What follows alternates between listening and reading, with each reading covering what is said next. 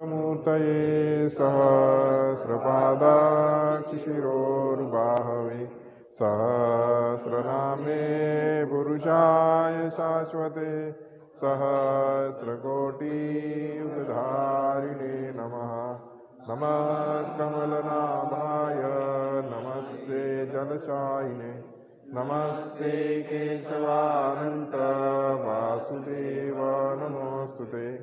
वासनाद्वासुदेवस्य वासितं भुवनत्रयं सर्वभूतनिवासोऽसि वासुदेव नमोऽस्तुते।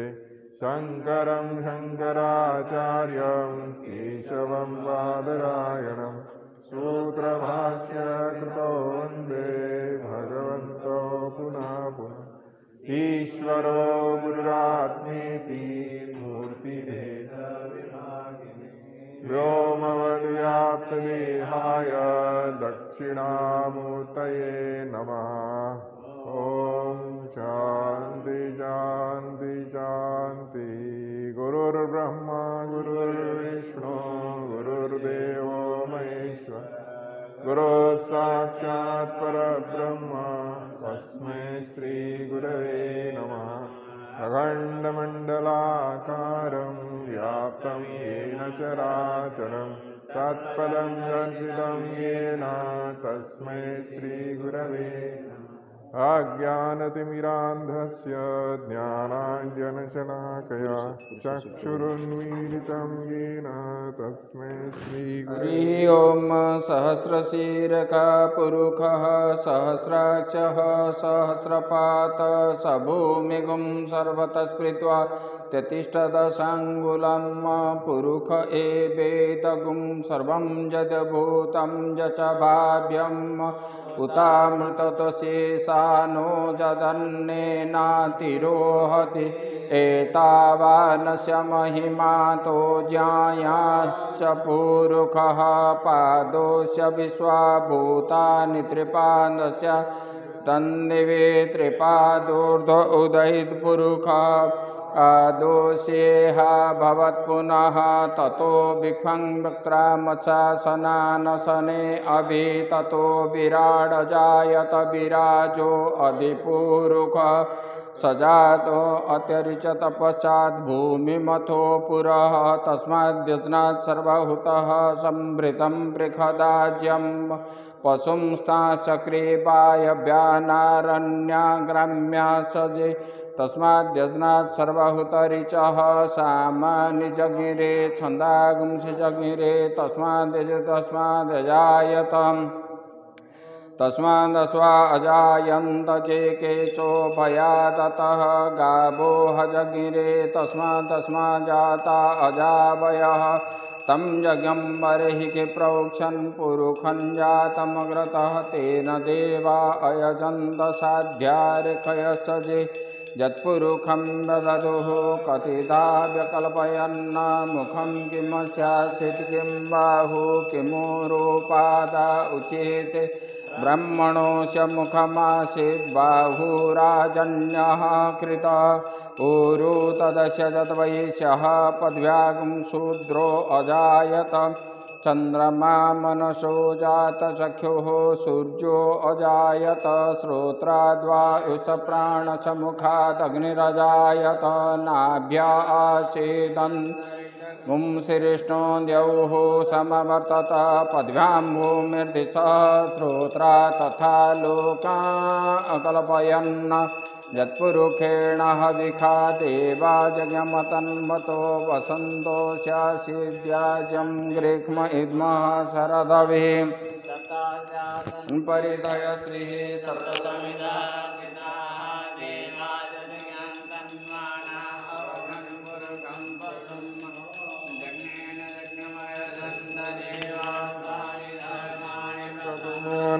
सन्नतेहनागं महिमानः सचन्त यत्र पूर्वे साधा सन्ति देवाः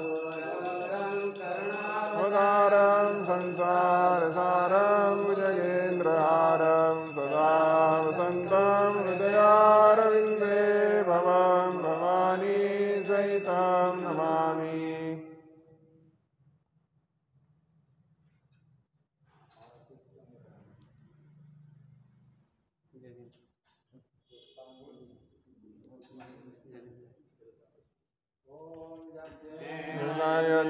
यजन्त देवास्तानि कर्माणि प्रथमान्यासन्नादेहनागं महिमानः सजन्त यत्र पूर्वे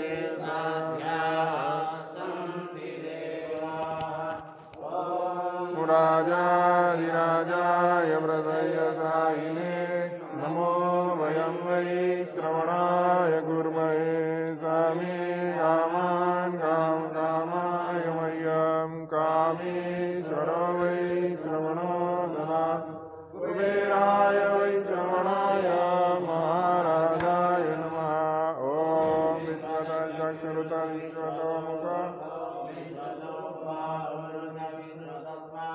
सम्भाव्यां प्रमति सम्पदत्रेर्द्यावा भूमि जनयन देवैकः नानासुगन्धपुष्पाणि यथा कालोद्भवानि च भक्त्या दत्तानि पूजार्थं गृहाण परमेश्वर ॐ नमः पार्वतीपतये हर हर महादेव नाववतु सानो भुनक्तो सह वीर्यं करवावहे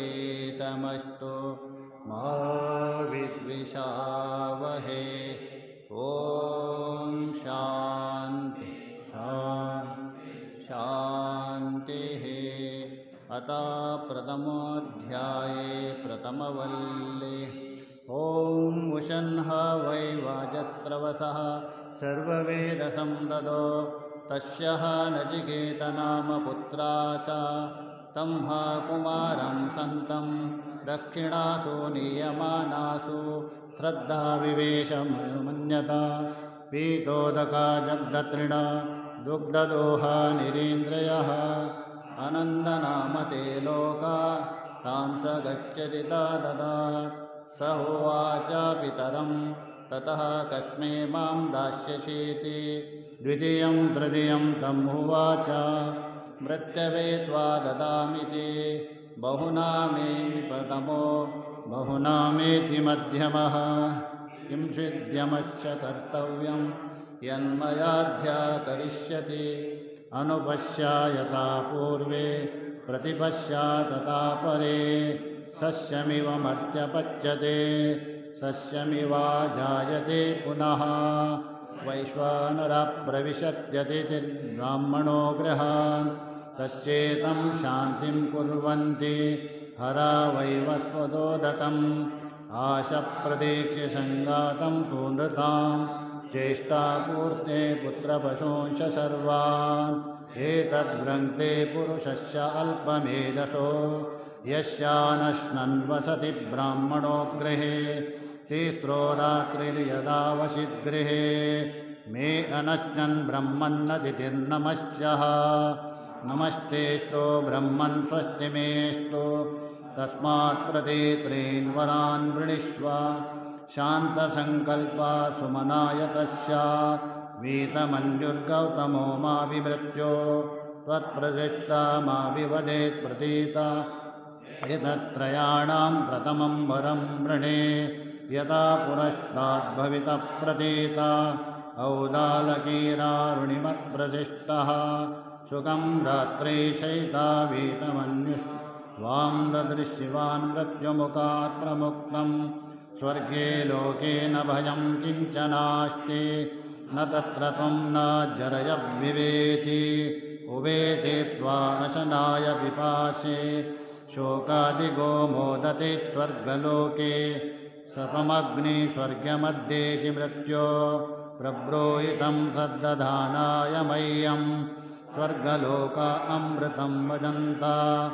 एतद्विधीयेन वृणे वरेण व्रते ब्रवीमि ततु मे निबोध स्वर्ग्यमग्निं नचिकेतप्रजानन् अनन्तलोकाप्तिमतो प्रतिष्ठा विद्धि त्वमेतानीतं गुहायां लोकादिमग्निं तमुवाच तस्मै य इष्टकायावतिर्भायताव नष्टापि तत्प्रत्यवदद्यतोक्ता मताश्च मृत्यो पुनरेवाह तुष्टा तमब्रवीत् प्रेयमाणो महात्मा वरं तवेहाद्य ददामि भूयः तवेव नाम्ना भवितायमग्ने शृङ्गां चेमामनेकरूपां गृहाण त्रीनाचिकेता त्रिभिरेत्य सन्धिं त्रिकर्मकृत्तरति जन्ममृत्यो ब्रह्मयज्ञं देवमेढ्यं विदित्वा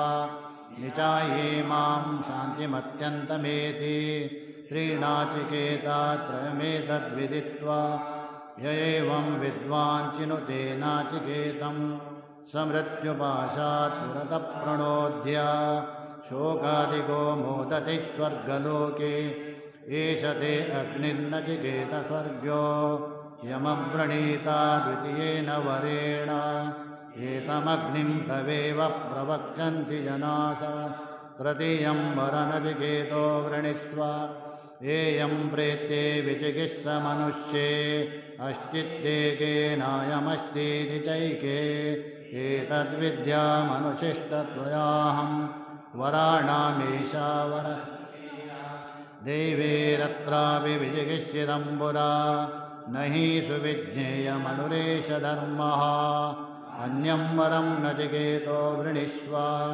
मामोपरोचेरतिमत्रिजैनं देवेरत्रापि विचिकित्सितं किल त्वं च मृत्यो यन्न सुविज्ञेयमात्थ वक्ता चास्यात्वादृगन्यो न लभ्यो नान्यो वरत्तुल्यये तस्य कश्चे शतायुषा पुत्रपौत्रान् वृणीष्व बहून् पशून् हस्तिहिरण्यमश्वान् भूमेर्महादायतनं वृणीष्व स्वयं च जीवा शरदो यावदिच्छसि एतत्तुल्यं यदि मन्यसे वरं वृणीष्व वित्तं चिरदेविकां च महाभूमो नचिकेतत्वमेदि कामानां त्वां कामभाजं ये ये कामा दुर्लभा मत्यलोके सर्वान् कामान् चन्दतः प्रार्थयस्व इमा रामा सरतः सतोर्या न हि दृशा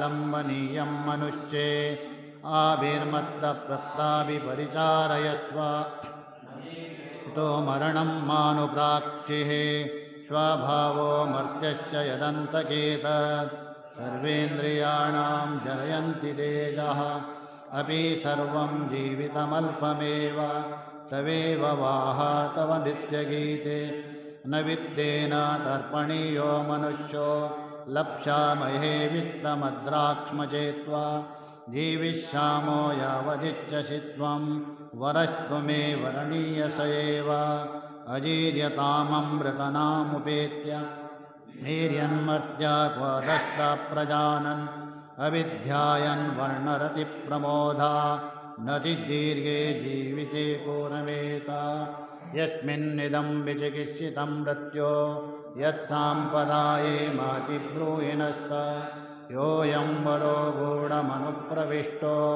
नान्यं तस्मान्नचिकेता वृणीते इति प्रथमाध्याये प्रथमवल्ली अथा द्वितीयवल्ली तेजस्विनावदीतमस्तु मा विद्विषावहे ॐ शान्ति शान्ति शान्तिः।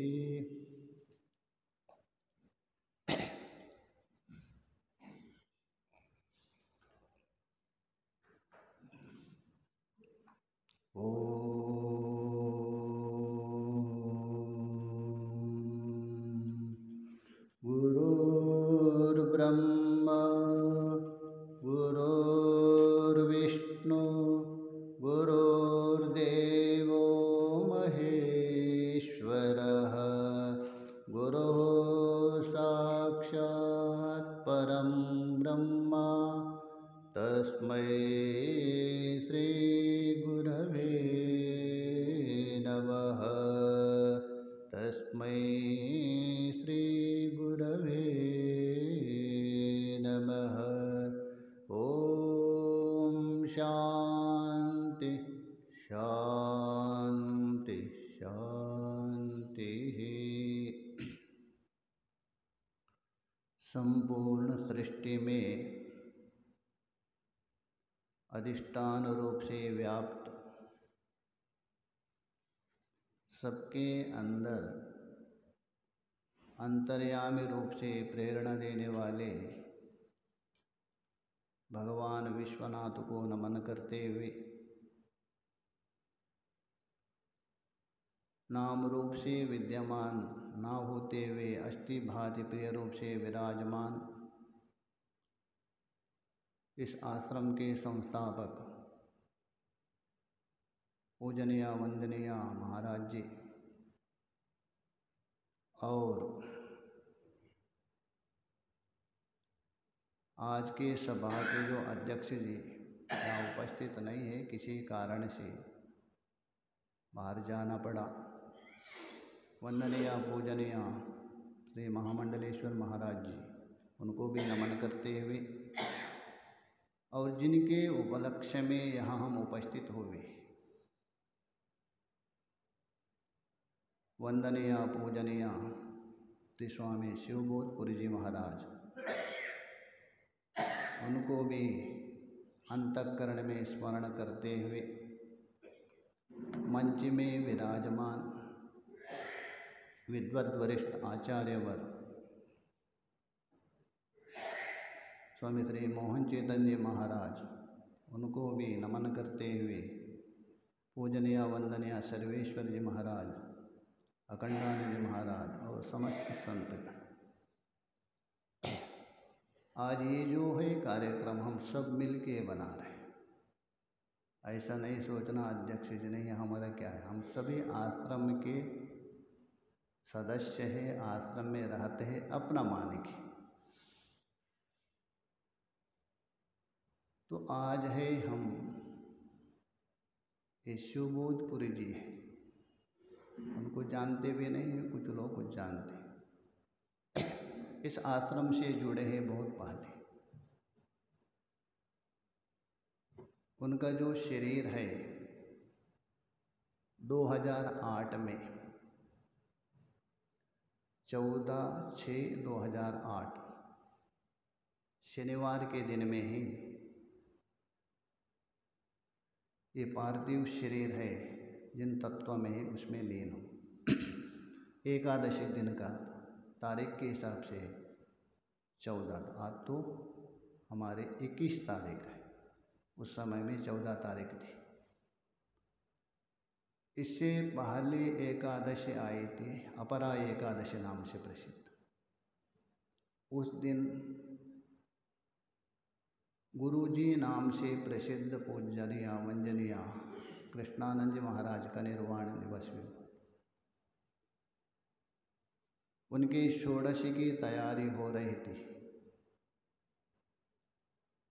दूसरे दिन षोडशी होनी ही थी, बस एक दिन पहले इनका भी शरीर शांत हुआ।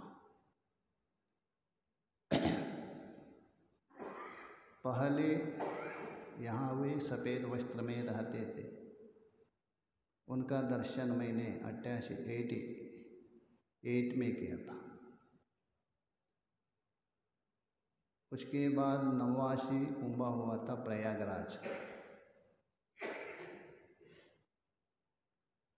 तभी मैं कैलाश आश्रम में थे, वहाँ से बुलाया था। उसके बाद यहाँ से बड़े महाराज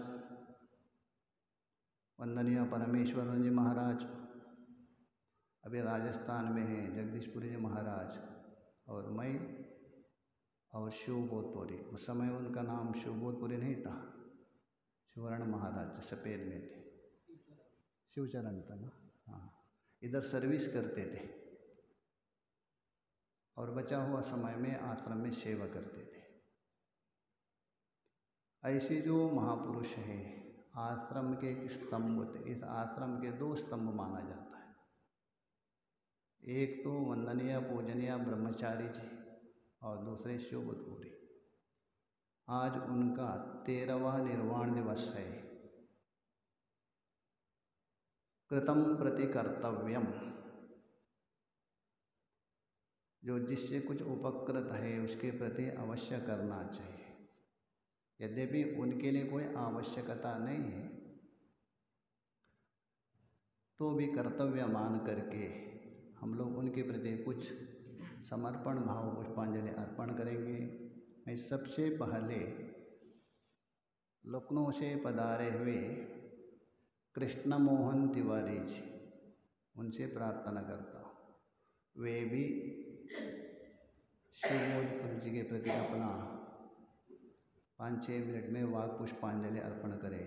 तिवारी जी।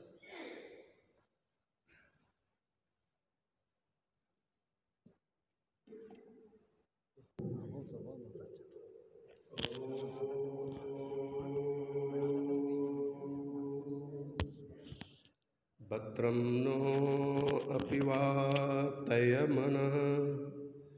ॐ शान्ति शान्ति शान्ति।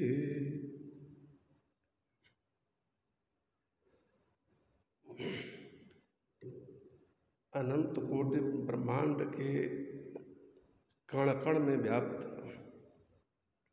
जिस अंतर्यामी परमात्मा को हम ब्रह्म कहते हैं तथा उसी ब्रह्म के संपूर्ण निराकार स्वरूप में अपने को समर्पित कर चुके हमारे सद्गुरुदेव परम पूज्य परम आदरणीय प्रातः स्मरणीय ब्रह्मलीन स्वामी जी महाराज के चरणों में प्रणाम करते हुए इस आश्रम के प्रथम अधिष्ठाता परम पूज्य परम आदरणीय त्यागमूर्ति जी महाराज के चरणों में प्रणाम करते हुए तथा मंच पर विराजमान इस सभा के अमूर्त रूप अध्यक्ष और समस्त गुरुजनों के चरणों में प्रणाम करते हुए साथ ही जिस महापुरुष की स्मृति में हम सब लोग यहाँ एकत्रित हुए हैं उस महापुरुष के अव्यक्त चरणों में प्रणाम करते हुए मैं आप सबका यथायोग्य अभिवादन करता हूँ। वास्तव में यह सृष्टि महाभ्रम है, दिखता जो है वो है नहीं, जो है वह दिखता नहीं। ऐसी भ्रम में हम लोगों की बुद्धि कभी किस किनारे कभी किस किनारे दौड़ते रहती है। इस भ्रमजाल से निकलने के लिए अनेकों मार्ग बताए गए। पहले तो सृष्टि बताई गई कि भ्रमजाल क्या है, तो ये सृष्टि 2 धारा बताई गई, एक नाद सृष्टि एक बिंदु सृष्टि।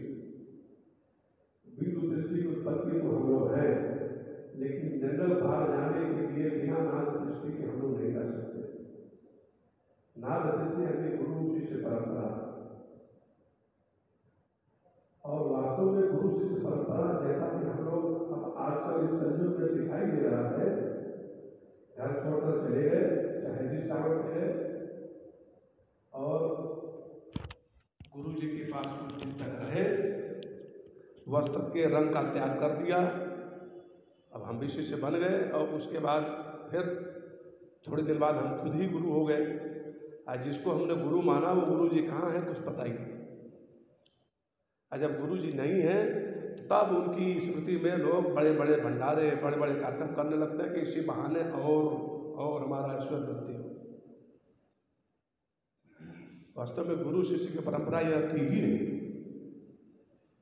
गुरु तत्व जैसे ईश्वर को कहा गया कि ईश्वर में पूर्ण निष्ठा रखो, उसमें जरा भी उसमें अणु मात्र भी संदेह नहीं होना चाहिए कि ईश्वर नहीं है, पूर्ण निष्ठा होनी चाहिए, यद्यपि वो दिखाई नहीं देता। आप खुद बताएं, आप क्यों सुने ही तो हैं कि हमारे दादा परदादा उनके दादा उनके परदादा थे, क्यों सुने ही तो हैं, देखा क्या आपने? तो जैसे उनको हम सुने हैं वैसे ईश्वर के बारे में भी तो सुने हैं कि ईश्वर है, हमारे पुरखे कहते चले आ रहे हैं। तो सारी सृष्टि के सारे लोग कहते चले आ रहे हैं कि ईश्वर है, तो पहली बात तो हम उसको मानते नहीं। अगर मान भी लेते हैं ईश्वर को, तो ईश्वर के उस स्वरूप को मानते हैं जो ईश्वर बहुत सामर्थ्यवान है, शक्तिशाली है। शास्त्र कहता है कि वह जो ईश्वर है जिसको सामर्थ्यवान शक्तिशाली समझते हो, उससे भी ज़्यादा सामर्थ्यवान शक्तिशाली तुम्हारा गुरु है।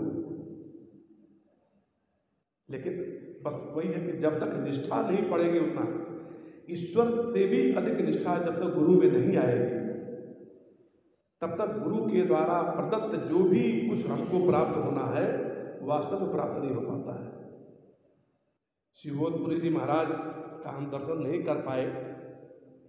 हमारे सदगुरुदेव का स्वास्थ्य ठीक नहीं रह रहा था, इस भौतिक शरीर का, कुछ काल के लिए यहाँ पधारे थे। यह ऊपर कक्ष में जिसमें स्वामी जी महाराज रहते हैं साइड में, उसी में महाराज जी थे। हम आए थे, 4-5 दिन रुके थे। लेकिन अब संयोग से बड़े महाराज जी का दर्शन किए, उनका दर्शन किए। महामंडेश्वर जी उसमें जुआ ही थे, 98 की बात है, 98, 99, 2000 2007 में भी एक बार हम आए थे। 2007 की ये घटना है। तो उस समय हम सुनते थे कि बहुत, जैसे अभी ब्रह्मचारी जी की चर्चा हुई, ब्रह्मचारी जी कितने निष्ठावान थे, जरा निष्ठा देखिए।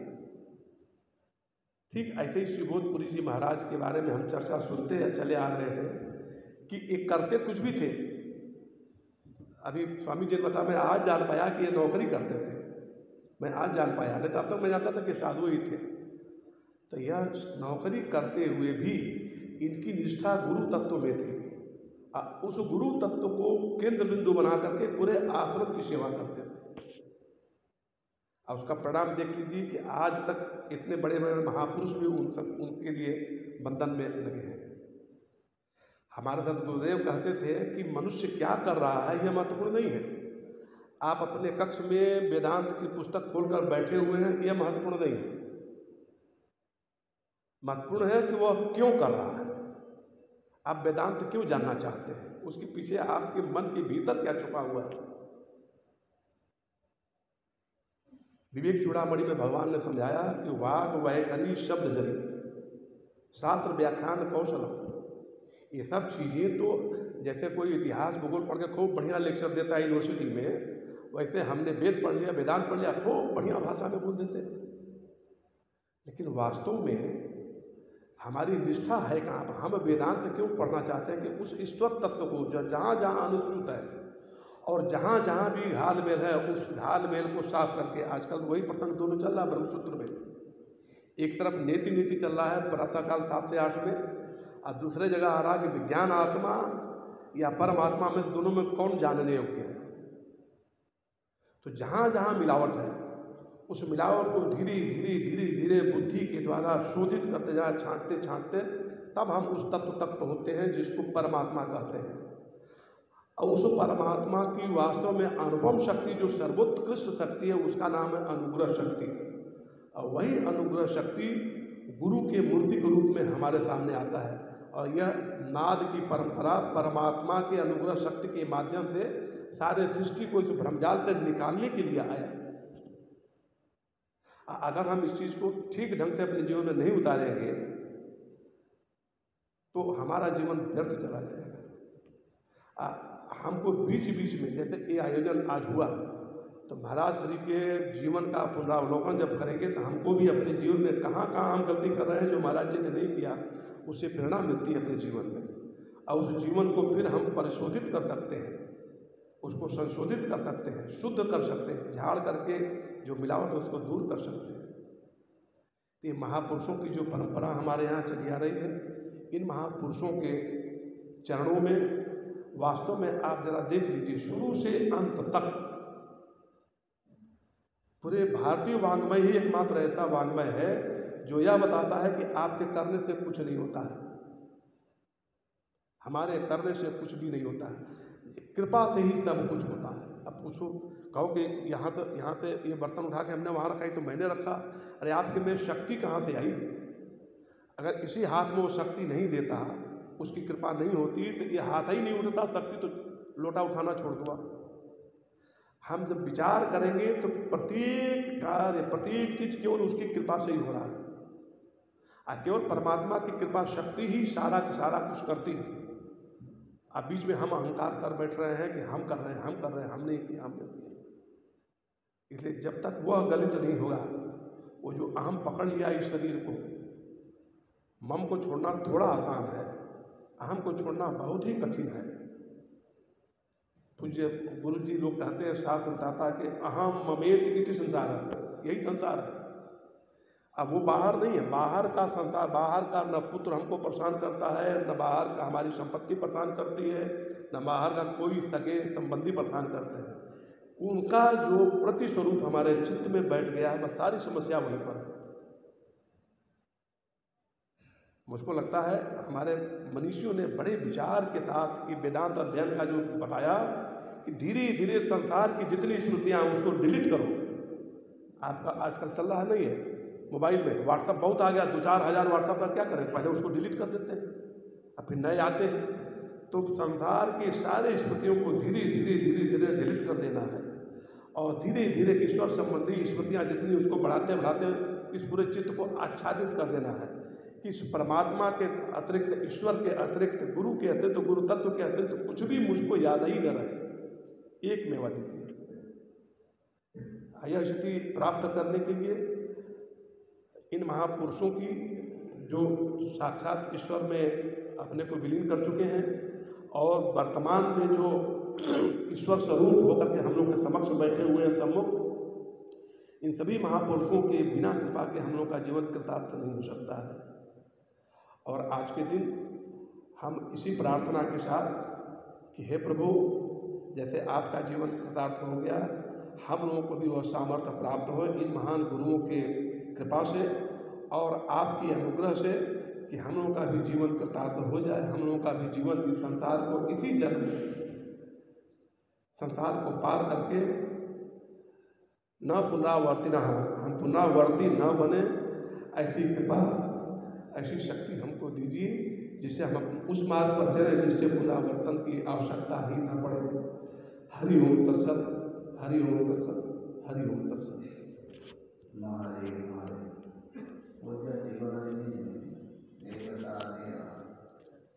गुरु भक्ति है, गुरु निष्ठा है, उसे सब कुछ प्राप्त किया जाता है।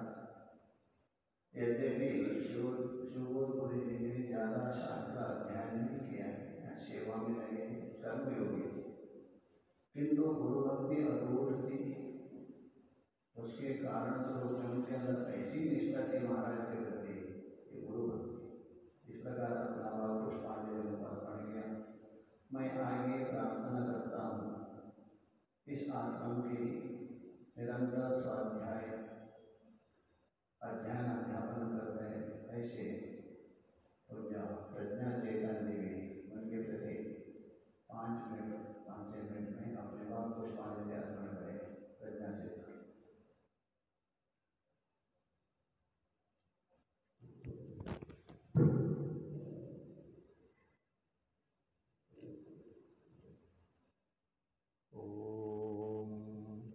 अज्ञानतिमिरान्धस्य ज्ञानाञ्जनशलाकया चक्षुरुन्मीलितं येन तस्मै श्रीगुरवे नमः, तस्मै श्रीगुरवे नमः।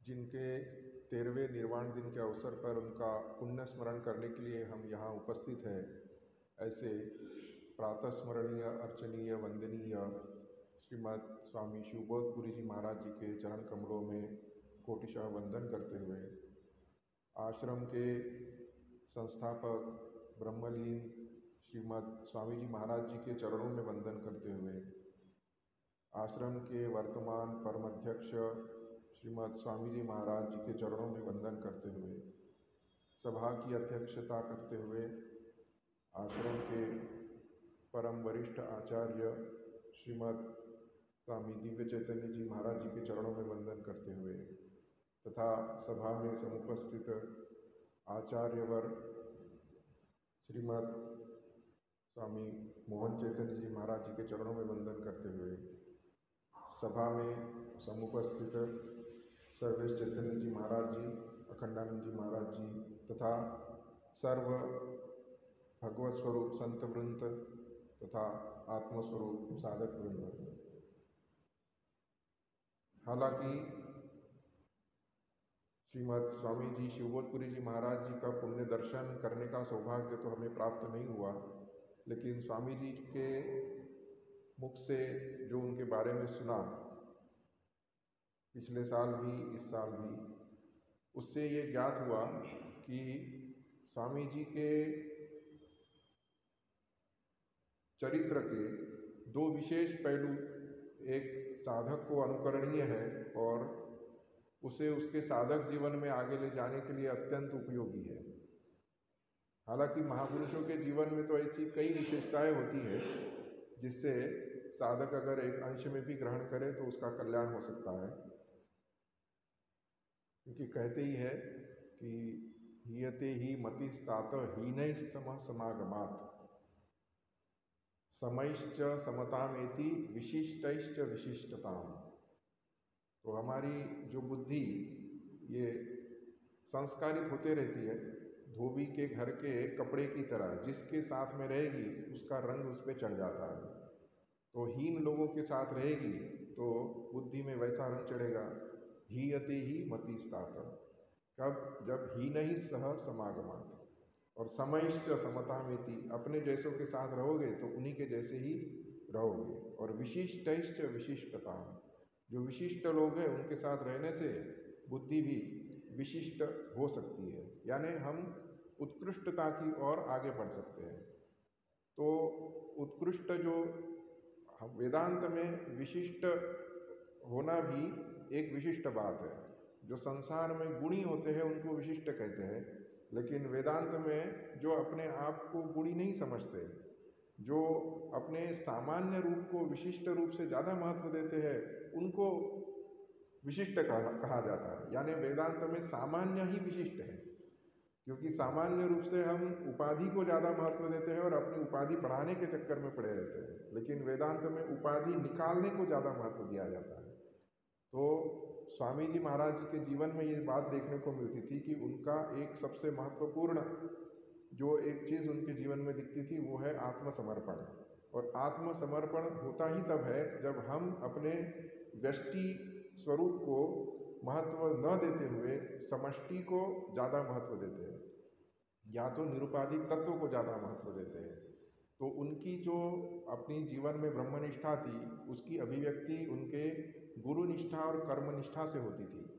और दूसरी बात उनके जीवन में जो देखने को मिलती थी वो थी उनका सबके प्रति सेवापूर्ण और प्रेमपूर्ण व्यवहार। और सेवापूर्ण प्रेमपूर्ण व्यवहार तभी संभव होता है जब व्यक्ति दूसरों के गुण दोष को न देखते हुए उसके वास्तविक स्वरूप की तरफ थोड़ा सा ध्यान दे। तो गोस्वामी जी कहते थे, उनके रामचरितमानस में एक जगह वो कहते हैं कि काकभूषुंडी जी उपदेश देते हैं कि सुन खगेश मायाकृत गुण और दोष अनेक, गुण यह उभयन देखिए ही देख ही सौ अविवेक। तो गुण और दोष तो मायाकृत है, तो मायाकृत गुण और दोष को न देखना ये विवेक है। सुन खगेश मायाकृत गुण और दोष अनेक, गुण यह उभयन देखिए, यही वास्तविक गुण है कि हम दोनों को न देखें। गुण और दोष जिस माया तत्व के बने हैं उससे परे जो वास्तविक तत्व है उसकी तरफ हम दृष्टि रखें। जैसे एक्सरे होता है, सामने की चमड़ी और मांस को न देखते हुए अंदर की तरफ देखता है, वैसे अगर देख पाए तो वास्तविक समत्व दृष्टि हो सकती है। गुण दोष में तो भेद दृष्टि ही बनी रहती है। तो स्वामी जी के जीवन में जो उनका व्यवहार था, सबके प्रति सेवापूर्ण और प्रेमपूर्ण व्यवहार, वो उसी के वजह से संभव हो सकता है जब वो गुण और दोष के परे एक चीज़ को देख के उसके प्रति प्रेम पूर्ण सेवापूर्ण व्यवहार करते हैं। तो हम भी अपने जीवन में इसका कुछ अंश में उनका अनुकरण कर पाए, ऐसी शक्ति वही अपने आशीर्वाद से हमें प्रदान करे। यही कहते हुए उनके चरणों में वंदन करते हुए मैं अपनी वाक पुष्पांजलि उनको समर्पित करता हूँ। ओम शांति शांति शांति। महादेव महादेव। पूज्य प्रज्ञा चेतन महाराज ने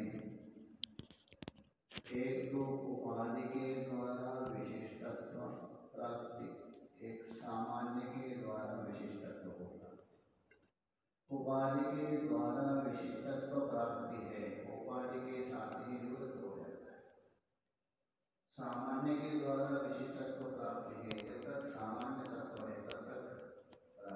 सर स्वामी जी भी एक सामान्य रूप से विशिष्ट थे, ऐसा अपना वाक पुष्पांजलि अर्पण किया। मैं आगे प्रार्थना करता हूँ, इस आश्रम में निरंतर रहकर अध्ययन अध्यापन भी करते हैं।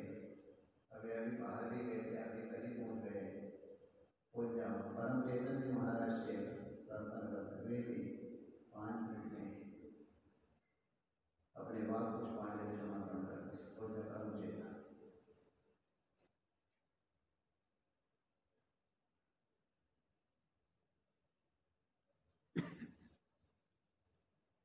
ॐ भद्रन्नो अपि वातयमनः। ॐ शान्ति शान्ति शान्तिः।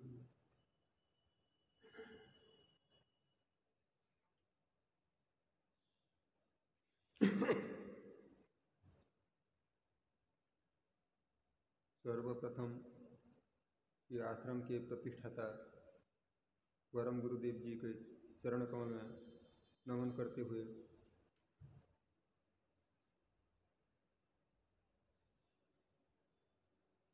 जिस महापुरुष के निर्वाण दिवस के रूप में आज माना जा रहा है, उन महापुरुष को नमन करते हुए आश्रम के वर्तमान अध्यक्ष जी महाराज को नमन करते हुए मंचासीन समस्त आचार्य गणों को नमन करते हुए और उपस्थित अपने स्वरूप समस्त साधक वृंद को नमन करते हुए उन महापुरुष का हम स्मरण करते हैं। बहुत बार तो हम महापुरुष को चरित्र को स्मरण सुने हैं, लेकिन अपने निभाए नहीं पाए। और हमको खास ऐसे कुछ आता नहीं है। स्वामी जी का थोड़ा सा देखे थे, वो बहुत सरल थे, सामान्य थे, जानते तो है, लेकिन वो सरलता सामान्यता हमारे अंदर आ नहीं पा रहा है अभी तक। बहुत महापुरुष का जीवन सुन रखे हैं, लेकिन आ नहीं पा रहा है। उनमें जो सद्गुण था, जो योग्यता था, वो हमको प्रदान करे, इतने कह के मैं अपने वाणी को विराम करता हूँ।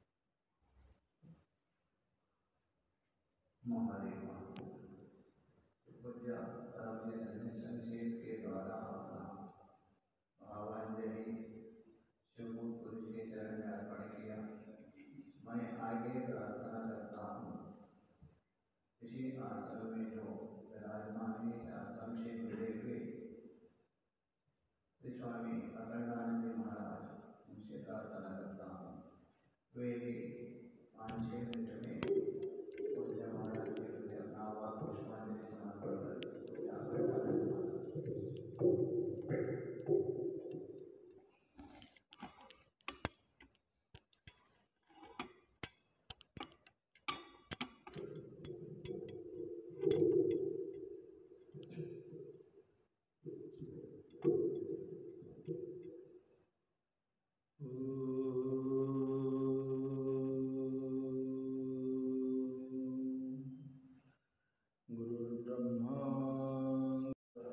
प्रातः स्मरणीय अर्चन्य वंदनीय इस आश्रम के संस्थापक बड़े महाराज जी के श्री चरणों में वंदन करते हुए आश्रम के वर्तमान अध्यक्ष गुरुजी महाराज के श्री चरणों में वंदन करता हूँ, जिनके उद्देश्य से आज ये निर्वाण दिवस मनाया जा रहा है। परम पूज्य श्री स्वामी जी ब्रह्मलीन स्वामी जी के श्री चरणों में वंदन करते हुए मंचस्थ समस्त आचार्य वृंद के श्री चरणों में वंदन करता हूँ। आत्मस्वरूप आश्रमस्थ समस्त महात्माओं को वंदन करता हूँ। उन साधक वृंद, परम पूज्य ब्रह्मलीन स्वामी जी जो थे एकदम सरल थे। उनके अंदर ना गर्व है ना अहंकार है, कुछ भी नहीं है, एकदम बाल स्वभाव जैसे।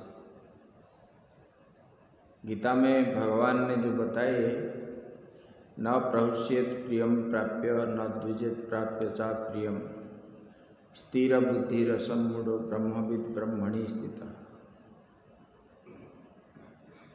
जो जिनके मन परमात्मा में लग गया, उसको ना कोई वस्तु प्रिय होता है ना कुछ अप्रिय भी होता है। प्रिय वस्तु प्राप्त होने पर ना उनको आनंद मिलता है, ना अप्रिय वस्तु मिलने पर उनके मन में कुछ कष्ट भी होता है। ऐसा नहीं, वो तो नित्य निरंतर अहम ब्रह्मास्मि ऐसा मान करके वो आत्मा में ही रमण करता है। हमारे जो स्वामी जी थे वो इसी भाव से ही रहते थे। उनके कमरे में हम एक बार गया था। वो तो बहुत प्रेम करते थे सबको, किसी को नहीं, महात्मा मतलब सबको देखते ही बड़े आनंद से बोलेंगे, गुरु भाई कैसे हो, क्या हो, सब ठीक ठाक है, ऐसे। तो इनका जो है नीचे ही सोते थे वो, और चारों ओर सामान जो है बिखरा हुआ है सब। कहीं फाइल है, कहीं डब्बा है, कहीं पैसा है, ऐसे कुछ नहीं कि ऐसे मैं रखूं।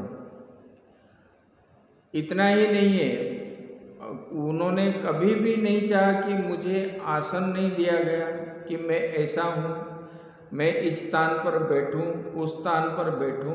ये भी उनके मन में कभी ये नहीं कि मैं इतना सारे। और महाराज जी को भगवान की तरह वो मानते थे।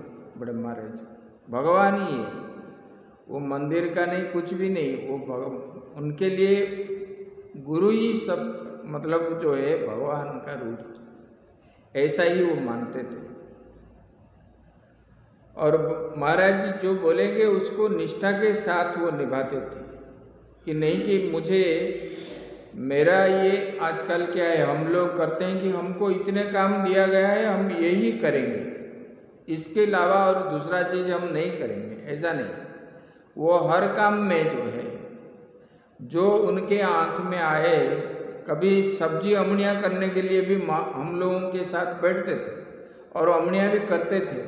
ऐसा नहीं कि नहीं करते। एक बार क्या हुआ, कुछ कारणवश तो वो जो उस समय भंडारी था उनका बीमार हो गया, बर्तन धोने वाला, तब बर्तन धोने में भी चला गया, कभी झाड़ू भी लगा देते। इतना मतलब कर्मों को जो ही है, ये सेवा ही परम धर्म है। और ये जो लोगों के लिए ये सब कार्य हो रहा है, ये सब मतलब भगवान का ही कर्म है, ऐसा मान करके वो कर रहे थे। एक बार क्या हुआ, 2004 में वहाँ पर कुंभ मेला हुआ था उज्जैन में, हम लोग गए थे। देखो महात्माओं के प्रति उनका कितना श्रद्धा है।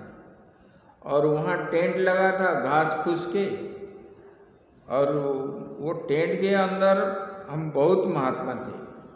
हमारा पास में इतना ही जगह था, ज़्यादा से ज़्यादा 1 हाथ होगा चौड़ा। और एक महात्मा को लाए, बोले कि गुरु भाई ये आपके पास है। हम बोले यहाँ कहाँ जगह है? तो वो हंस करके बोले आप मना क्यों करते हो, थोड़ी ज़्यादा दिन रहेंगे, 2-4 दिन रहेंगे, चले जाएंगे, यहीं रहे। तो हमने फिर बोले कि हाँ यहीं रखा। बाद में हमको बाहर बुला करके समझाए, बोले कि देखो जगह तो नहीं है, मैं भी जानता हूँ, लेकिन महात्मा कहाँ जाएगा, अभी हमारे पास आए मतलब वो हमारा मेहमान है, अपने आश्रम का ही, और हम अगर नहीं देंगे तो हम कहीं जाएंगे तो हमको मिलेगा ही नहीं। इस प्रकार इतने शांत स्वभाव से वो समझाते थे, आप दोबारा कुछ बोल भी नहीं पाओगे, मतलब सबका मन जो है प्रेम से जीत लेते थे। ऐसे उनके मन में ना कभी इच्छा है ना कुछ भी राग द्वेष आदि। हमने तो इतने दिन उनके साथ मिले हुए हैं, देखे भी है, कभी उनसे ये अनुभव नहीं किए। वो थे और एक वैराग्यानंद स्वामी जी थे, वो भी थे। ये दोनों इस प्रकार के महात्मा थे। इन लोगों से तो कैसे कर्म करना चाहिए ये इनका प्रेरणा के रूप में शायद भगवान ने यहीं भेजे हैं हम लोगों के लिए। इतना ही कह कर के मेरा वाक पुष्पांजलि को उनके श्री चरणों में अर्पण करता हूँ। हरिओम तत्सत, हरिओम तत्सत, हरिओम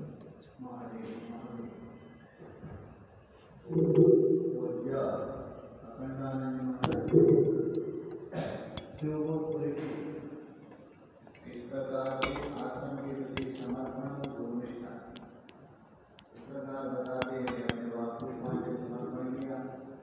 मैं आगे प्रार्थना करता हूँ, इसी आश्रम में जो विराजमान इस आश्रम से जुड़े हुए आचार्य श्री सर्वेश्वर जी महाराज से भी प्रार्थना करता हूँ, वे भी 10 मिनट में पूज्य महाराज के प्रति अपना वाक पुष्पांजलि समर्पण करेंगे। पूज्य सर्वेश्वर। ओम सहनाववतु सहनौ भुनक्तु सह वीर्यं करवावहै तेजस्विनावधीतमस्तु मा विद्विषावहै। ओम शांति शांति शांति। परम पूजनीय प्रातः स्मरणीय इस आश्रम के संस्थापक बड़े महाराज जी के चरणों में कोटशः नमन। अमूर्त रूप से विराजमान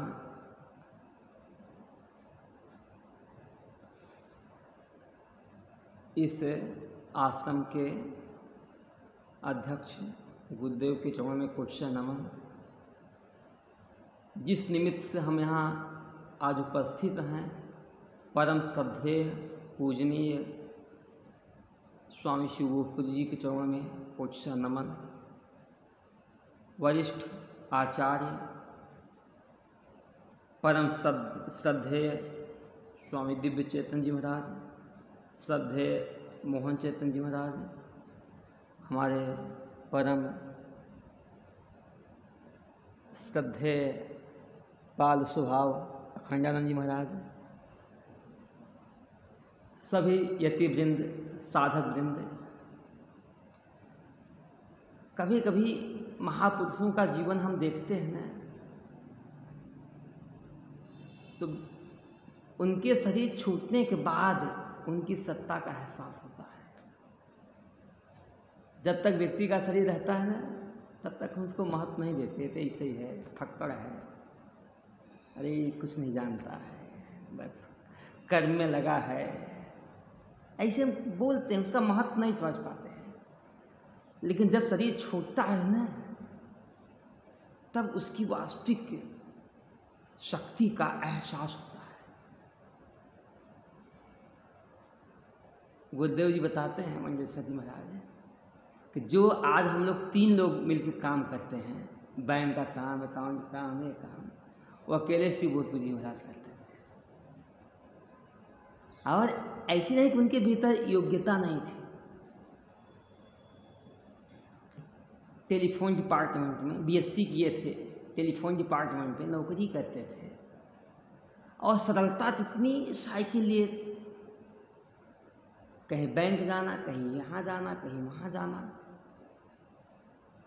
लोग के सुना और देह सुना तो हमें लगता है सुन रही होगी, एक पाँव में एक चप्पल, दूसरे पाँव में दूसरे रंग का चप्पल। कभी सफाई वाला उस चप्पल को कूड़ा समझ करके ट्रैक्टर की टाली में डाल देता था, तो खोजते थे मेरा चप्पल कहाँ गया, कहते कहीं नहीं मिलेगा, ट्रैक्टर की कूड़े वाली टाली में खोजो वहाँ मिल जाएगा। बताओ, हम लोग तो कलर देखते हैं, ऊपर का कलर कैसा है, नीचे का कलर कैसा है, ये कलर कैसा है, वो कलर कैसा है।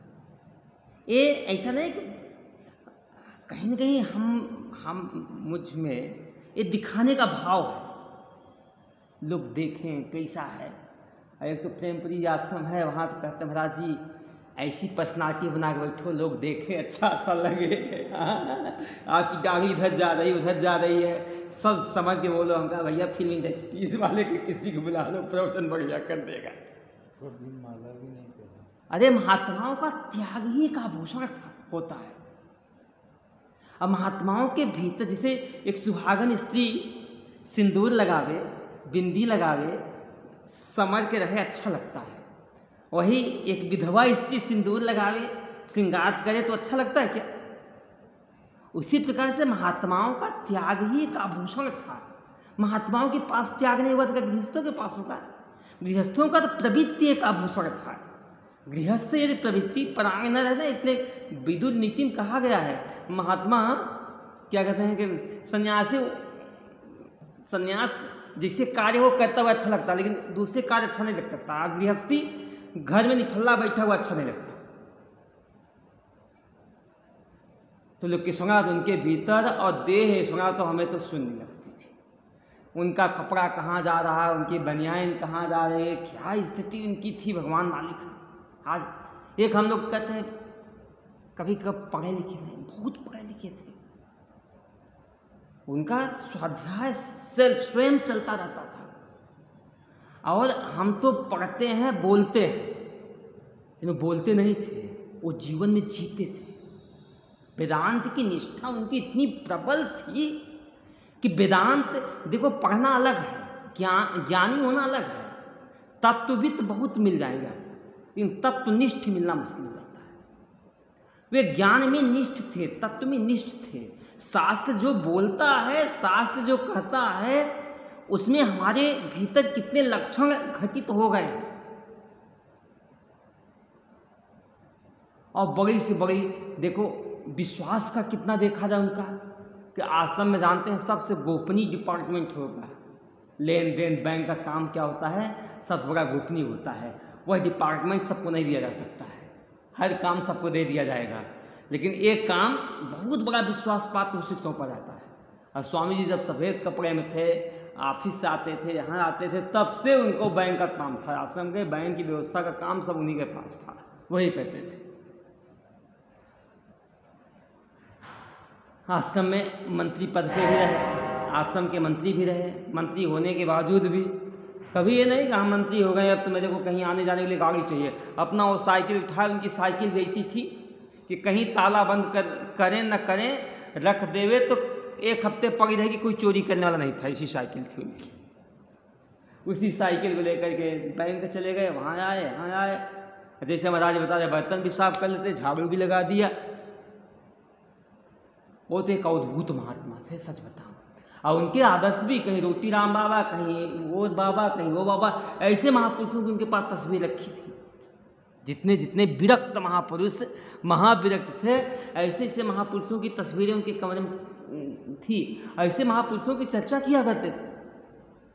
कभी किसी की निंदा हो, महाराज वो महात्मा तो ऐसे ही है, थोड़ा सा ढीला है, हम लोग बोल देते ना, अरे भैया ढीला ना होता तो महात्मा क्यों बनता। मतलब एक हंस कर के टाल देते हैं। अरे भाई संसार से ढीला किसको बोलते हैं बताओ? जो संसार के बताए हुए रास्ते से न चल करके, संसार को छोड़ करके, निवृत्ति परायण होकर के संसारियों को जहाँ सुख दिख रहा है वहाँ सुख न देख करके, उस निर्विशेष ब्रह्म में जो सुख खोज रहा है, घर को छोड़ करके निकल गया, तो कहीं ना कहीं भैया यार तो हम ढीले हैं या संसारी वाला ढीला होगा, कोई ना कोई ढीला है। अब किसको ढीला बोलोगे बताओ? संसारी तो हमें ही पागल बोलेगा। तो ठीक है, संसारियों की दृष्टि से तो हम लोग पागल हैं ही। कई लोग बोल क्या हुआ महाराज जी, क्यों घर छोड़ दिए, क्यों नौकरी छोड़ दिया, कुछ हुआ था क्या? तो संसार लोग तो ऐसे ही सोचेगा। लेकिन हाँ भाई ठीक है, कहते हैं इस रास्ते पर जो पागल होता है ना वही व्यक्ति चल सकता है, दूसरे के बस की बात इस रास्ते पर चलने का नहीं है। अरे सच्ची बात है कि वही व्यक्ति इस रास्ते पर चल सकता है। तो हमारे श्री गोपी जी महाराज के साथ बड़ी कृपा रही ईश्वर की, के साथ रहने का भी अवसर मिला, साथ काम करने का अवसर मिला। अब कर्म में निष्ठा नहीं, उनका काम पूरा निष्काम होता था। जैसे आज हम ब्रह्मचेतन जी को देखते हैं, हमसे कोई दान पूछा कितने पढ़े हैं, अरे वो भी पढ़े लिखे हैं, शास्त्री हैं, अच्छे लघु आदि सब पढ़ाते थे और वो भी जीते हैं, ऐसा नहीं है। लेकिन ऊपर से देखो तो कुछ सही नहीं, ऐसे लगते हैं। ऐसे ब्रह्म ज्ञान होना अलग है, ब्रह्म निष्ठा होना अलग है। ब्रह्म ज्ञान से मुक्ति नहीं है। अभी हमारे तिवारी जी बोल रहे थे क्या, वाग वैखरी सब झरी वाग वैखरी, शास्त्र व्याख्यान कौशलम वैदुष्यम विदुषाम यदवत भुक्तय न तू मुक्तय। वह भोग के लिए हो सकता है, संसार के लिए हो सकता है, लेकिन मुक्ति के लिए ना ज्ञान काम नहीं करेगा, मुक्ति के लिए ज्ञान निष्ठा काम करेगी। क्योंकि मृत्यु काल में जो शाब्दिक ज्ञान है, वो बुद्धि गम्य ज्ञान है, वह सब भूल जाएगा। जो ज्ञान बुद्धि से आपके हृदय में अवतरित हो गया है, वही ज्ञान मृत्यु के काल में स्मरण रहेगा और वही ज्ञान हमें मुक्त करेगा। इधर दो प्रकार का ज्ञान है, एक बुद्धि में ज्ञान होता है, एक हृदय का ज्ञान होता है। बुद्धि का ज्ञान हम जानते हैं सिगरेट नहीं पीना चाहिए, स्वास्थ्य के लिए हानिकारक होता है, लेकिन फिर भी पीते हैं। अब बुद्धि में उतर गया कि सिगरेट स्वास्थ्य के लिए हानिकारक है, उसको हम एकदम छोड़ देते हैं, इच्छा ही नहीं होती है। तो वास्तव में संसार के किसी भी विषय भोग की या किसी भी पदार्थ में ऐसा क्योंकि लेश मात्र भी इच्छा नहीं थी। हम लोग भी इच्छा नहीं रखते, लेकिन वही है, जब तक नहीं मिल रहा है तब तक इच्छा नहीं है। मिल गया तो तुरंत हम लोग, स्वामी जी एक बहुत बढ़िया कथा बताते थे, स्वामी रामानंद जी महाराज बहुत बढ़िया बताते थे कि भैंस की सींग वाली बड़ी सुंदर दिखती है। एक दिन एक जाट बैठ गया, कहा कैसा लग रहा है उस पर। और उसकी पत्नी ने, वो भैंस घबराई कि कौन सर पे बैठ गया, तो यहाँ वहाँ गई, सींग मारी, लुहलुहान होकर के जब भैंस वापस आई तो उनकी कोई जो भैंस की मालकिन थी ने झाड़ पहुँच के देखा है तो बगल के चौधरी साहब हैं, चौधरायन को फ़ोन किया तो कहा, वो आई, जब होश उनको आया तो कहते हैं कि आखिर बैठने वाली चीज़ भी कोई भैंस थी, कुछ सोच के बैठे होते। तो कहा बस 4 साल से तो सोच रहा हूँ और कितना सोचूं। ऐसे हम लोग भी जीवन भर सोचते ये नहीं करना, ये नहीं करना, ये नहीं करना है, और जब मौका मिल जाता है तो कहीं न कहीं लोग के संगा में, कहीं न कहीं वित्त संगा में, कहीं न कहीं पुत्र संगा में, जरा सा सुख दुख मान अपमान में इतने हम डूब जाते हैं कि उसको नॉर्मल करने में हफ्ते लग जाते हैं। तो हम तो यही भगवान से प्रार्थना करते हैं, महापुरुषों की जो निष्ठा थी, जो शास्त्र सम्मत निष्ठा थी, ऐसी निष्ठा हमें आवे, ऐसा उनका हमें आशीर्वाद प्राप्त होवे। आप संतों से भी यही प्रार्थना है कि ऐसी निष्ठा मिले जो कहीं कहीं वित्त संगा, लोग के संगा में देखो दाएं बाएं की लड़ाई हो जाती है, वित्त संगा में देखो लिफाफे की लड़ाई हो जाती है। न लड़ाई होए तो अंदर से सुख दुख हो जाता है, अंदर से थोड़ा अशांत हो जाता है। तो इनसे कब परे हटेंगे? इसलिए शास्त्र पढ़ना पढ़ाना तो निष्ठा के लिए है।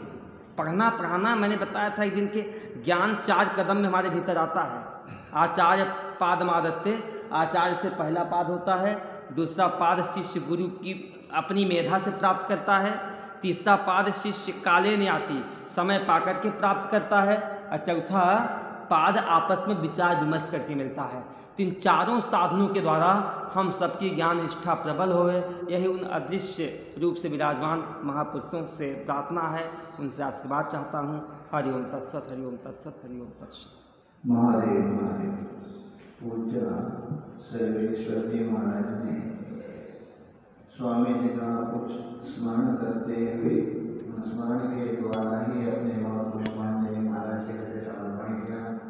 मैं आगे प्रार्थना करता हूँ आचार्य और पूज्य मोहन चेतन जी से, वे भी महाराज के प्रति अपना पुष्पांजलि समर्पण करें।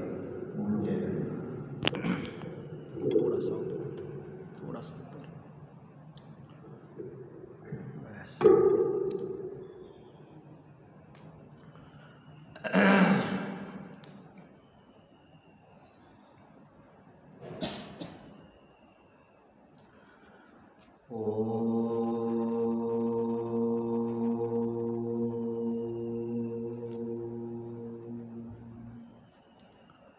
सदाशिवसमारम्भां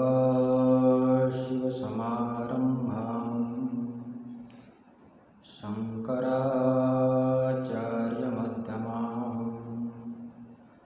अस्मदाचार्यपर्यन्तां वन्दे गुरुपरम्परां वन्दे गुरुपरम्पराम्।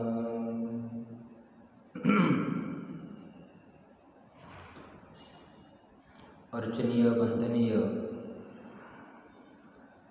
ब्रह्मलीन बड़े महाराज श्री जी के चरण कमलों में कोटिशः नमन। जिन महापुरुष के त्रयोदश निर्वाण दिन के उपलक्ष्य में हम सब उपस्थित हैं, ऐसे अर्चनीय वंदनीय ब्रह्मलीन स्वामी शिवतपुरी जी महाराज, उनके चरण कमलों में भी कोटिशः नमन। मंचस्थ विराजमान अर्चनीय वंदनीय विद्वत वरिष्ठ दिवचेतन जी महाराज, मंचस्थ श्रद्धेय सर्वेश चेतन जी महाराज, श्रद्धेय अभिनाथ जी महाराज और अन्य आत्मरूप संतगण,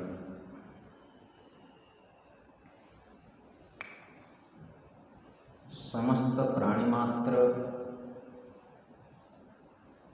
जिसे प्राप्त करना चाहता है, सबका परम प्राप्तव्य परम लक्ष्य एक है। उसका नाम है मोक्ष। और उसको प्राप्त करने की जो नैसर्गिक अभिलाषा रहती है सबके अंतःकरण में, उसका नाम है मुमुक्षा, मोक्तुमिच्छा मुमुक्षा।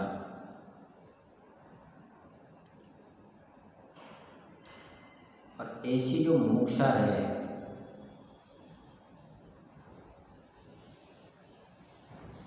जिसका अंतःकरण अत्यंत शुद्ध हो गया, जहाँ जहाँ पर मुमुक्षा होती है वहाँ पर अवश्य ही अंतःकरण की शुद्धि होगी। और अंतःकरण की शुद्धि निष्काम कर्म उपासना से होती है। शास्त्र कहता है स्ववर्णाश्रम धर्मेण तपसा हरितोषण साधनं च प्रभवेत् पुंसा वैराग्यादि चतुष्टय। इससे ज्ञात होता है, अनुमित होता है कि स्वामी शिवतपुरी महाराज के अंतःकरण में बाल्यकाल से ही शुद्धि हुई थी। पूर्व जन्म में अथवा इस जन्म में अवश्य ही निष्काम कर्म उपासना की होगी। इसलिए स्वामी जी महाराज को विवेक कादि पूर्वक मुमुक्षा हो गए। और मुमुक्षा होने पर क्या करना चाहिए? शास्त्र कहता है कि महापुरुष के पास जाना चाहिए। परीक्षण लोकान कर्म चेतन की श्रुति के अनुसार स्वप्रियम ब्रह्मनिष्ठम गुणे भाव विगच्छेत्। इसलिए स्वामी जी महाराज बड़े महाराज जी के पास आ गए और उनका दर्शन जब काशी से मैं आता था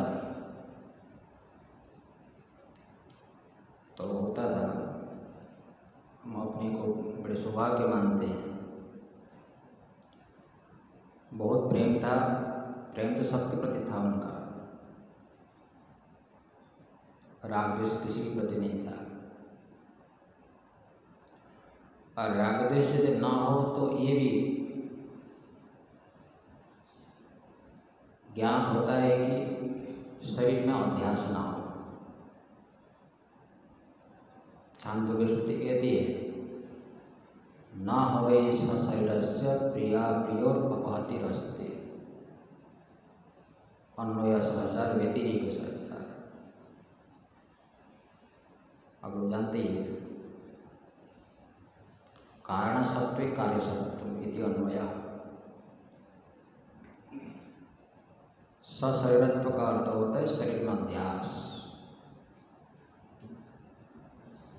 तो सशरीरत्व सत्वे प्रिया प्रियोर सत्तम, प्रिया प्रकार तो राग द्वेष सुख दुख अर्थात शरीर का धर्म समझ लो। जहाँ पर शरीरत्व अभाव है, अन्य दृष्टांत क्या हो, अज्ञान। सशरीरत्व है तो अवश्य ही राग द्वेष होगा। और व्यतिरिक दृष्टांत दिखना है तो महाराज जी को देख लो, शिवपुरी जी। तो सशरीरत्व अभाव प्रिया प्रिया भाव, कारण नहीं तो कार्य नहीं होगा। तो स्वामी जी के जीवन में कोई हम लोगों ने राग द्वेष नहीं देखा, किसी भी संप्रदाय को। तो कार्य नहीं है तो कारण में नहीं होगा, एक ज्ञान होगा, अनुमित हो जाएगा, व्यतिरिक्त सहसा से निश्चित हो जाएगा। इसलिए हम लोग जो आते थे बड़े प्रेम से बातचीत करते थे। वो पूछा करते क्या करते हो वहाँ पर, ये तो मालूम था उनका, हम लोग अध्ययन करते थे काशी में। पूछा करते क्या पढ़ते हो, नहीं स्वामी जी ये पढ़ता हूँ। बड़े प्रसन्न होते थे। सबके प्रति प्रेम तो था, लेकिन पढ़ने वाला कोई हो वो भी ढंग से, तो सुनने वाला ना, बहुत खुश होते थे। हम जाते थे यहाँ से जबका से, वो कहा करते थे ब्रह्मचारी जो कुछ भी ले सकते हो साथ में, अनाज हो जो भी हो, घी हो, सब कहा। बड़ा प्रेम था कहने का अभिप्राय। उनके दी हुई मेरे पास एक पुस्तक भी है, खंड खंड खाते उनकी दी हुई मेरे पास है, जो अच्युत राय कोई प्रकाशन है, उनकी पुस्तक थे। ऐसे स्वामी जी महाराज थे। और अभी कहा करते थे पूर्व वक्ता कि जो अध्ययन करता हो, अध्यापन करता हो, तो ये नहीं समझना कि ज्ञानी है। तो ज्ञान तो अंतःकरण का धर्म है, वो दिखता नहीं है। अंतःकरण जैसे दिखता नहीं तो अंतःकरण का धर्म भी नहीं दिखता है। ज्ञान का ब्रह्माकार वृत्ति है, अहम वैसे परम ब्रह्म है। इसीलिए महापुरुष लोग कहते हैं पठन्तु चतुर्वेदान सर्वशास्त्र विशारदा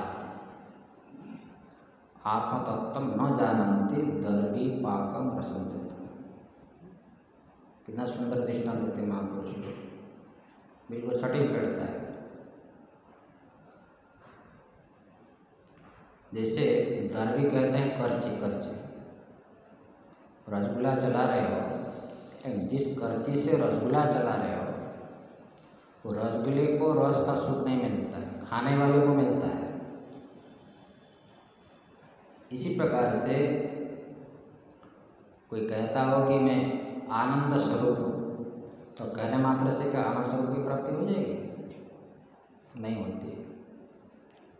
ओमकार श्री महाराज जी दृष्टांत देते थे, जैसे इलेक्ट्रिक का इंजीनियर भी क्यों ना हो, बिजली का इंजीनियर, अरे वो बोलेगा अरे मैं तो इंजीनियर हूँ, मैं छू सकता हूँ बिजली को, कुछ नहीं होगा, सब जानता हूँ इलेक्ट्रिक क्या होती है। तो इलेक्ट्रिक का इंजीनियर हो तब भी यदि छुएगा इलेक्ट्रिक को तो झटका नहीं मारेगा, है कि नहीं? इसी प्रकार कोई कह रहे मैं तो इतना पढ़ाता हूँ, बड़े बड़े ग्रंथ पढ़ाता हूँ, ब्रह्म सत्यम जगत में था व्याख्यान बड़ा सुंदर करता हूँ, इतने कहने मात्र से जब तक ज्ञान नहीं है, दृढ़ अपरोक्ष ज्ञान, इसको दृढ़ अपरोक्ष ज्ञान अभी कह रहे थे ना, और ज्ञान का निवर्तक दृढ़ अपरोक्ष ज्ञान कहा जाता है, केवल अपरोक्ष ज्ञान नहीं। तो दृढ़ अपरोक्ष ज्ञान जब तक नहीं है तब तक अपरोक्ष भ्रम और भ्रमजन्य संसार की निवृत्ति नहीं होती है, क्योंकि भ्रम तजन्य ये संसार, शरीर का अध्यास, उसका धर्म का आरोप अपने में, ये कभी भी निवृत्ति नहीं हो सकते जब तक ज्ञान हो। इसलिए ऐसा ज्ञान हम लोगों को प्राप्त हो, इसलिए प्रयास करना चाहिए, और ये भी समझना चाहिए अरे अमुक महापुरुष ऐसे थे, अमुक महापुरुष ऐसे थे, और ये भी हम लोग कहते हैं उनका गुण अपने में आ जाए। गुण अपने में आ जाए कहने से क्या गुण आ जाएगा? कई जन्म तक बोलते रहो उनका गुण आ जाए, उनका गुण आ जाए, नहीं आएगा। गुण कब आएगा? हम तो चाहते हैं, जिस समय बोलते हैं कि अमुक महापुरुष का गुण आना चाहिए, आवे, उनकी कृपा से आवे, क्या हम लोग वास्तविक क्या चाहते हैं? अपने अंतरात्मा से पूछना चाहिए, हम लोग क्या चाहते हैं क्या वास्तविक? तो चाहते हैं तो जरूर आएगा, आज यदि नहीं आ रहा है तो समझ कि हम लोग नहीं चाहते हैं। इसलिए महापुरुष का जो गुणगान करते हैं उनके लिए तो नहीं किया जाता है। शास्त्र कहता है दग्धस्य दहनम नास्ति पक्वस्य पचनम यथा। दग्धस्य दहनम नास्ति पक्वस्य पचनम यथा। ज्ञानाग्नि दग्ध देहस्य न च श्राद्धम न च क्रिया। संन्यास उपनिषद में कहा गया। उनके लिए कुछ कार्य नहीं होता है, जैसे गृहस्थ का पिंडदान करना, ये करना है। जिसको जो ज्ञान रूपी अग्नि से जिसका शरीर दग्ध हो गया, मतलब बाधित हो गया, उनके लिए उस महापुरुष को उद्देश्य करके कुछ करने की आवश्यकता नहीं है। यदि करते हैं तो अपना कल्याण के लिए, अपना चित्त शुद्ध हो जाए, इसलिए हम गुणगान करते हैं। तो ऐसे महापुरुष का हम आज गुणगान करने के लिए यहाँ पर हम लोग उपस्थित हुए हैं। तो उस महापुरुष के चरणों में अपनी बात पुष्पांजलि अर्पित करता हूँ। ओम शांति शांति शांति। पूज्य महाराज के स्मरण करते हुए और इस प्रकार के इन शब्दों के द्वारा, बहुत सुंदर शब्दों के द्वारा महाराज के पुष्पांजलि समर्पण किया। उनके चरण में इस शब्दों के द्वारा पुष्पांजलि समर्पण करा।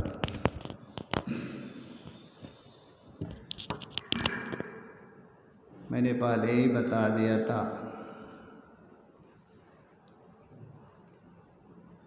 उनका जो दर्शन है, जब भी मैं आए थे पहले 88 में, 88 में, तभी यही हुआ था। उसके बाद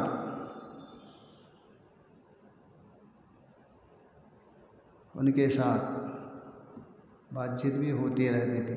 पहले सफ़ेद में थे, बाद में जाके उन्होंने संन्यास लिया। और नवाशी कुंभा में जो अभी मैंने बताया था, हम लोग यहाँ से निकले थे महाराज जी, परमेश्वर जी महाराज और जगदीशपुरी जी साथ में मैं भी थे, और शिवबोधपुरी जी, उस समय वो सफ़ेद में थे। सब लोग हम लखनऊ में उतर गए थे। महाराज को लेके वो बरेली गए, हम लोग कानपुर गए थे।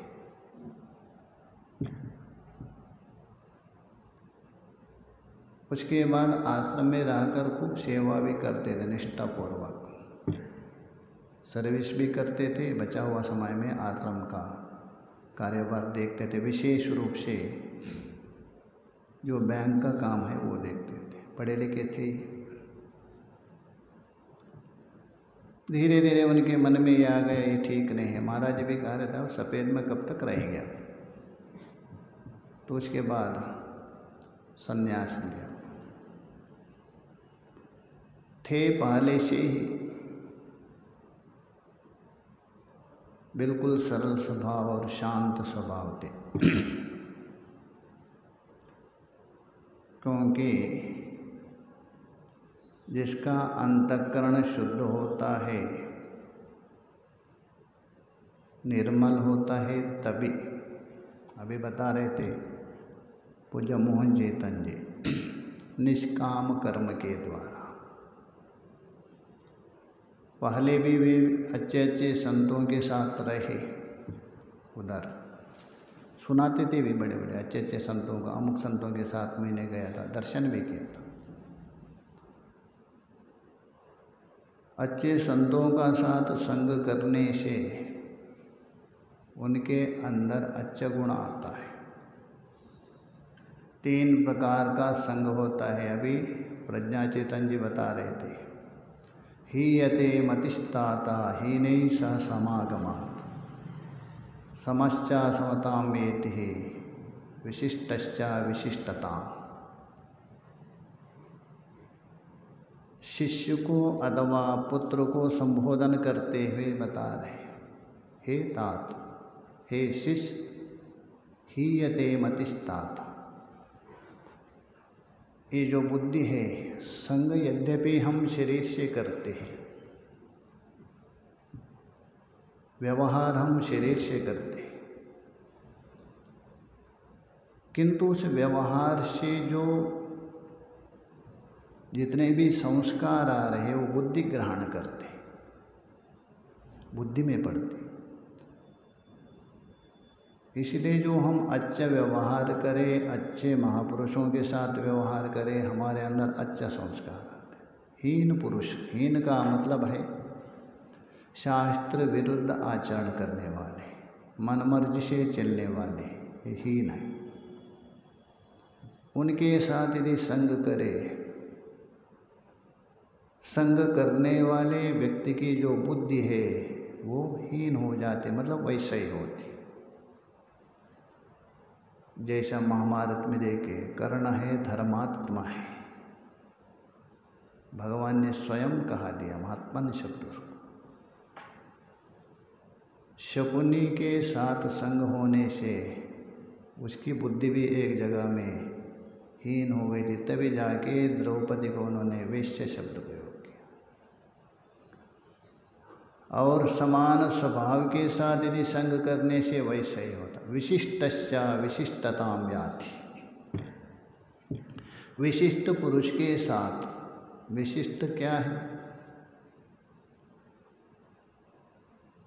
विशिष्ट भी 2 प्रकार के, ये भी बता दिया था प्रज्ञा। एक सामान्य होकर विशिष्ट, एक विशिष्ट उपाधि के द्वारा विशिष्ट। उपाधि के द्वारा विशिष्ट है, उनके साथ संग करने से आपके अंदर लोकेष्णा आ जाएगी, ये निश्चय है। लोकेष्णा बढ़ जाएगी आपकी।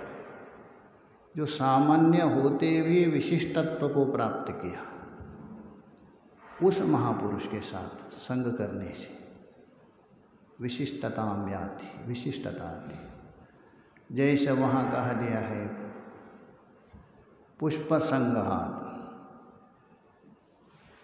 कुसुम के साथ संग करने से पिपीलिका, चींटी, उस पुष्प के साथ भगवान शिव जी के सिर में ही आरूढ़ हो जाती।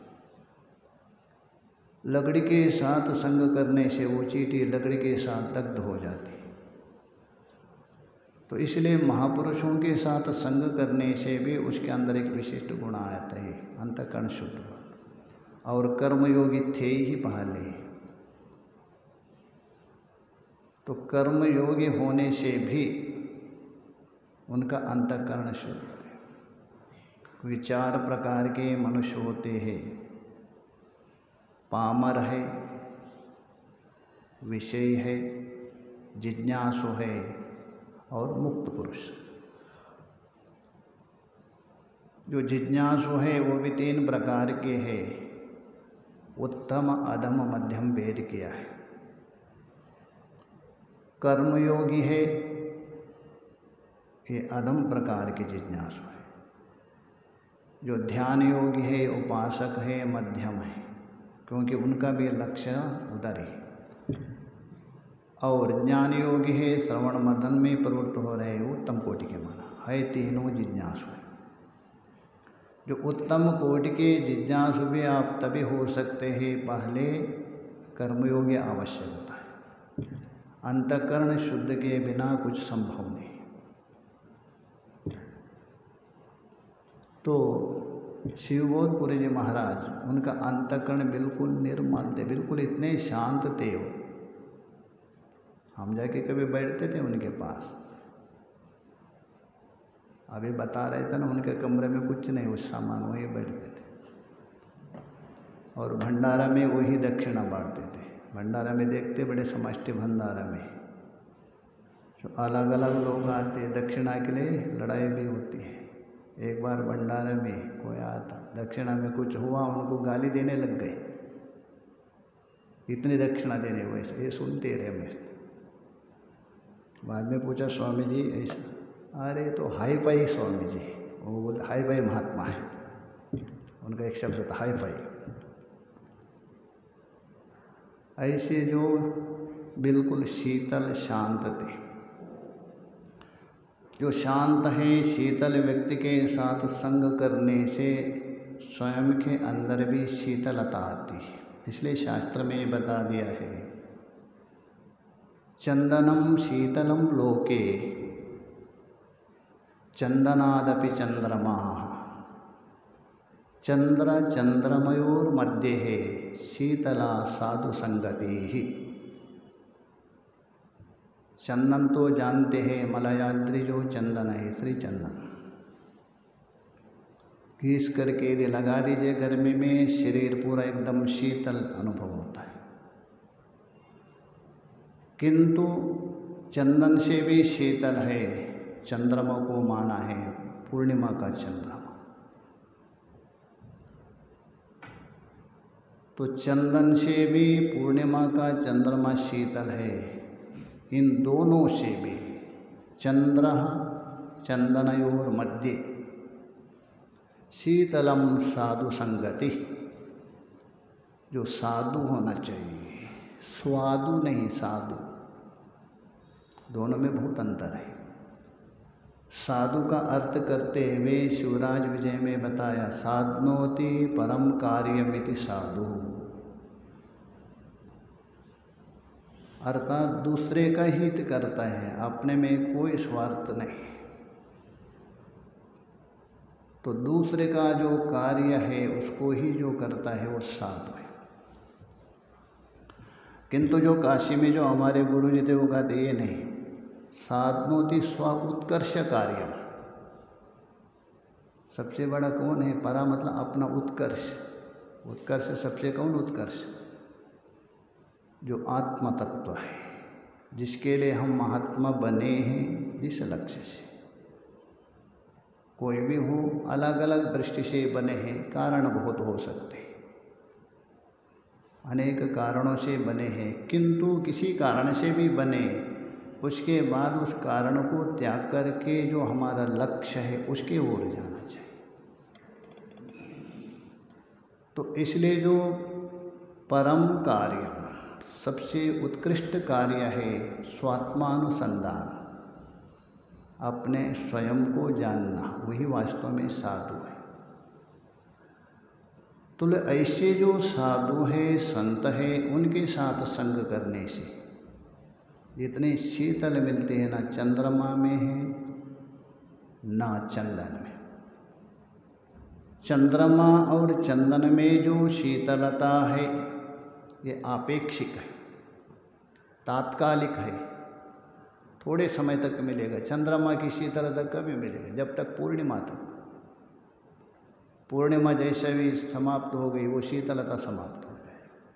चंदन की शीतलता भी तब तक जब तक आपके शरीर में चंदन का संबंध है, तब तक। किंतु साधु का जो संग है उसमें उस साधक के अंदर एक रंग चढ़ जाता है, क्योंकि पहले ही बताया जैसा संग वैसा रंग होता है। तो रंग चढ़ने से उससे मिलने वाली शीतलता है वो अधिक माना जाता है शायद। ऐसे महापुरुष शिवबोधपुरी जी थे, और उनका रहन सहन भी देख लीजिए, बिल्कुल कोई ऐसा नहीं, मतलब ही नहीं। जैसा है वैसा है, कपड़ा पहने, कोई एक कुर्ता पहनते थे, कपड़ा पहने, जैसा भी कोई है नहीं। भंडारा में सबको दक्षिणा बांटते थे वही है, किंतु स्वयं दक्षिणा नहीं लेते थे, ना भंडारा में जाते थे। वैराग्य भी है ना दो प्रकार का, ऐसा तो बहुत है। एक बाह्य दिखावट वैराग्य, एक आभ्यंतर वैराग्य। कभी कभी दिखावट के लिए बहुत लोग वैराग्य करते हैं, मन में उसके अंदर आसक्ति पड़ी है, ये कौन से, उसको बोलते हैं आपात वैराग्य। बाहर बहुत होते, पैसा छोड़ देते, अरे बाद में सोचते अरे कितना पैसा मिला, आपके पास कितना पैसा है, ऐसे लोग भी पैसा लेते तो नहीं किंतु पैसा का चिंतन करते। एक तो ऐसा है आंतरिक वैराग्य, शिवबोधपुरी जी थे, उनके अंदर आंतरिक वैराग्य। ना कहाँ भंडारा में नहीं जाते थे, ना भंडारा में दक्षिणा, सबको बांट देते थे। और ये भी वो ख्याल रखते थे, आश्रम में यदि कोई साधु किसी कार्य में गया है, भंडारा में नहीं, वो रखकर उनकी दक्षिणा बाद में देते थे। सबके ऊपर ख्याल रखते थे। मैंने एक बार पूछा उनसे, स्वामी जी आज कार्यक्रम है, कार्यक्रम में आप कुछ सुनाते क्यों नहीं, बोलते कुछ नहीं? इसी कार्यक्रम में कुछ सुनाते नहीं, सब कुछ करते थे। तो उन्होंने कहा बोलने से क्या होता है, बोलना तो टेप दबा के बोल दो वो भी बोल देती, उससे बड़ापन नहीं। जो अपने जीवन में उतरना चाहिए वही वास्तव में साधना है। बोलना तो क्या है, मनोरंजन है, जिसके पास वाणी है, वक्तृत्व है, कोई भी बोल सकता है, ऐसे बोलते।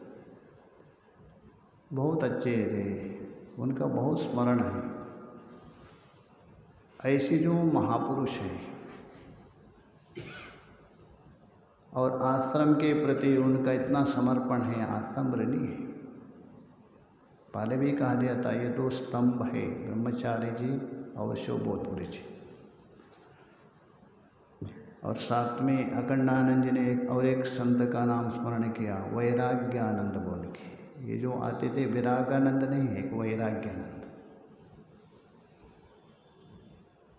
तो वैराग्यानंद भी यहाँ आते थे, कुछ अकाउंट का काम भी करते थे। वो सीए थे बहुत बड़े, शिवानंद आश्रम से जुड़े थे, यहाँ आते थे। 2010 में जो कुंभ हुआ था हरिद्वार का, उसमें थे हम लोग साथ, उसके बाद नहीं आए यहाँ। जब से संन्यास लिया था हरिद्वार से नीचे नहीं गए वो सब। गर्मी में जाते थे बद्रीनाथ में, ठंडे में नहीं जाते, देवप्रयाग या तो इस आश्रम में, कभी कभी कैलाश आश्रम में। बहुत अच्छे संत थे। उनका भी शिवबोधपुरी के साथ बहुत घनिष्ठ संबंध था। तो ऐसे जो शिवबोधपुरी जी है, आश्रम का आधा जो काम है वही संभालते थे पूरा, केवल बाहर का काम करते थे नहीं। महाराज जो कहते थे वो काम में वो लग जाते। अभी मंडलेश्वर जी महाराज एक बार बता रहे थे, सर्वेश चैतन्य ने बताया। अभी हम उस समय दीप चेतन थे। दीप चेतन, मणि और मई तीनों मिलके जो काम कर रहे हिसाब विशाखा बैंक का, वो अकेले करते थे, क्योंकि उनको पता था बाहर का परिचय भी था सबका। ऐसे जो संत है, महापुरुष है, उनका स्मरण करते हुए उनके चरण में मेरे जो वाक पुष्पांजलि अर्पण करते हुए उनको लिए नमो नारायण करते हुए आज की जो सभा है यही संपन्न करते। ओम पूर्णमदः पूर्णमिदं पूर्णात् पूर्णमुदच्यते पूर्णस्य पूर्णमादाय पूर्णमेवावशिष्यते। ओम शांति शांति शांतिः। शंकरं शंकराचार्यं केशवं बादरायणं सूत्रभाष्यकृतो वन्दे भगवन्तौ पुनः पुनः। ईश्वरो गुरुरात्मेति मूर्तिभेदविभागिने व्योमवद्व्याप्तदेहाय दक्षिणामूर्तये नमः। ओम शांति शांति शांतिः। ओम नमः पार्वती पतये। हर हर